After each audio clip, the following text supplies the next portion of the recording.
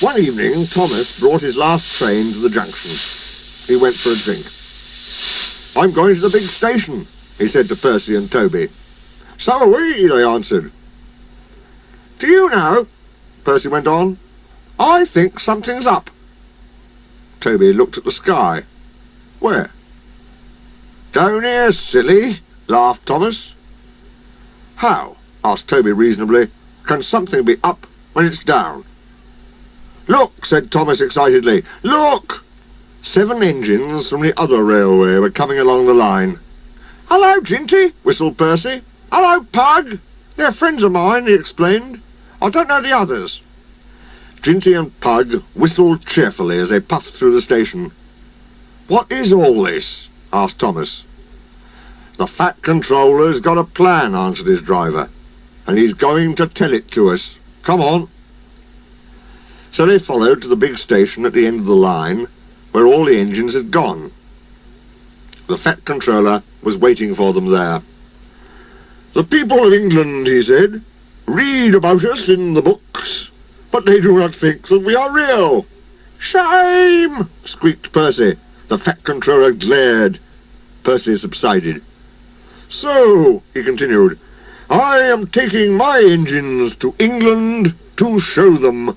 Hurrah, hurrah, hurrah, hurrah, hurrah!" The engines whistled. The Fat Controller held his ears. "Silence!" he bellowed. "We start the day after tomorrow at 8 a.m.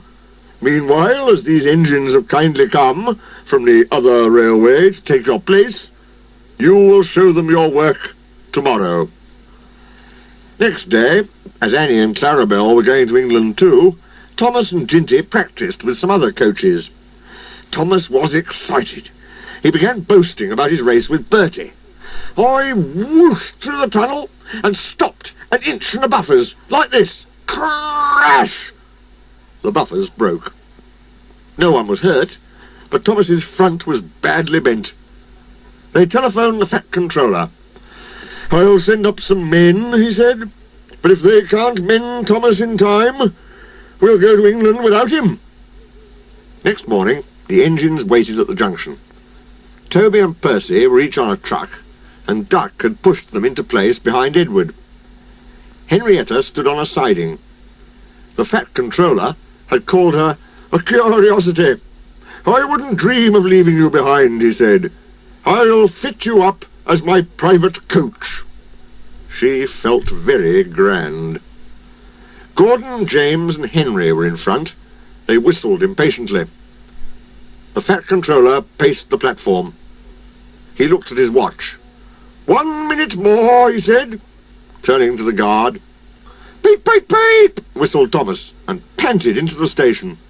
Annie and Clarabelle twittered anxiously. "We hope we're not late. It isn't quite 8. "Thomas," said the Fat Controller sternly, "I am most displeased with you. You nearly upset my arrangements." Thomas, abashed, arranged himself in the coaches behind Duck, without saying a word. The Fat Controller climbed into Henrietta. The guard blew his whistle and waved his flag. The engines whistled, "Look out, England! Here we come!" and the cavalcade puffed off. The engines stood side by side in a big airy shed. Hundreds of people came to see them, and climbed in and out of their cabs every day. They liked it at first, but presently felt very bored, and were glad when it was time to go. The people along their line put the flags out and cheered them home. "We are glad to see you," they said. "Those others did their best, but they don't know our ways.